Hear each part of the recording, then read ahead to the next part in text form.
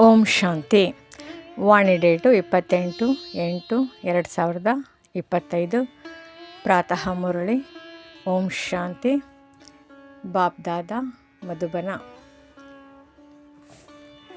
ಮಧುರ ಮಕ್ಕಳೇ, ಈಗ ನಿಮ್ಮ ಕರೆಯು ಕೇಳಲ್ಪಟ್ಟಿದೆ. ಕೊನೆಗೂ ಆ ದಿನ ಇಂದು ಬಂದಿತು. ನೀವು ಉತ್ತಮರಿಗಿಂತ ಉತ್ತಮರು ಈ ಪುರುಷೋತ್ತಮ ಸಂಗಮಯುಗದಲ್ಲಿ ಆಗುತ್ತಿದ್ದೀರಿ. ಪ್ರಶ್ನೆ: ಸೋಲು ಮತ್ತು ಗೆಲುವಿಗೆ ಸಂಬಂಧಿಸಿದ ಯಾವ ಒಂದು ಅಂತಹ ಭ್ರಷ್ಟ ಕರ್ಮ ಇದೆ, ಅದು ಮನುಷ್ಯರನ್ನು ದುಃಖಿಗಳನ್ನಾಗಿ ಮಾಡುತ್ತದೆ? ಉತ್ತರ: ಜೂಜು. ಬಹಳ ಮನುಷ್ಯರಲ್ಲಿ ಜೂಜಾಡುವಂತಹ ಅಭ್ಯಾಸ ಇರುವುದು.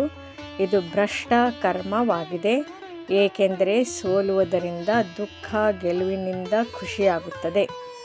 ನೀವು ಮಕ್ಕಳಿಗೆ ತಂದೆಯ ಆಜ್ಞೆಯಾಗಿದೆ, ಮಕ್ಕಳೇ, ದೈವಿ ಕರ್ಮವನ್ನು ಮಾಡಿ ಯಾವುದೇ ಅಂತಹ ಕರ್ಮವನ್ನು ಮಾಡಬಾರದು. ಇದರಿಂದ ಸಮಯ ವ್ಯರ್ಥವಾಗಿ ಬಿಡುತ್ತದೆ. ಸದಾ ಬೇಹದ್ದಿನ ಗೆಲುವು ಪಡೆಯುವ ಪುರುಷಾರ್ಥ ಮಾಡಿ. ಗೀತೆ: ಕೊನೆಗೂ ಆ ದಿನ ಬಂದಿತು. ಧಾರಣೆಗಾಗಿ ಮುಖ್ಯ ಸಾರ. ಮೊದಲನೇದು, ಒಂದೊಂದು ಅವಿನಾಶಿ ಜ್ಞಾನ ರತ್ನವು ಪದಮಗಳಿಗೆ ಸಮಾನವಾಗಿದೆ. ಇದರಿಂದ ತಮ್ಮ ಜೋಳಿಗೆಯನ್ನು ತುಂಬಿಕೊಂಡು ಬುದ್ಧಿಯಲ್ಲಿ ಧಾರಣೆ ಮಾಡಿಕೊಂಡು ಮತ್ತೆ ದಾನ ಮಾಡಬೇಕಾಗಿದೆ. ಎರಡನೇದು, ಶ್ರೀ ಶ್ರೀ ತಂದೆಯ ಶ್ರೇಷ್ಠ ಮತದಂತೆ ಸಂಪೂರ್ಣವಾಗಿ ನಡೆಯಬೇಕಾಗಿದೆ. ಆತ್ಮವನ್ನು ಸತೋ ಪ್ರಧಾನವನ್ನಾಗಿ ಮಾಡಿಕೊಳ್ಳಲು ದೇಹಿ ಅಭಿಮಾನಿಯಾಗುವ ಸಂಪೂರ್ಣ ಪುರುಷಾರ್ಥ ಮಾಡಬೇಕಾಗಿದೆ.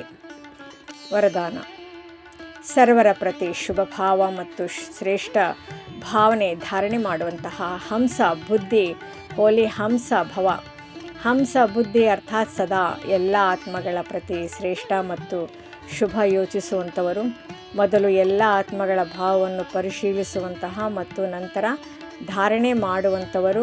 ಎಂದೂ ಸಹ ಬುದ್ಧಿಯಲ್ಲಿ ಯಾವುದೇ ಆತ್ಮರ ಪ್ರತಿ ಅಶುಭ ಅಥವಾ ಸಾಧಾರಣ ಭಾವ ಧಾರಣೆಯಾಗಬಾರದು.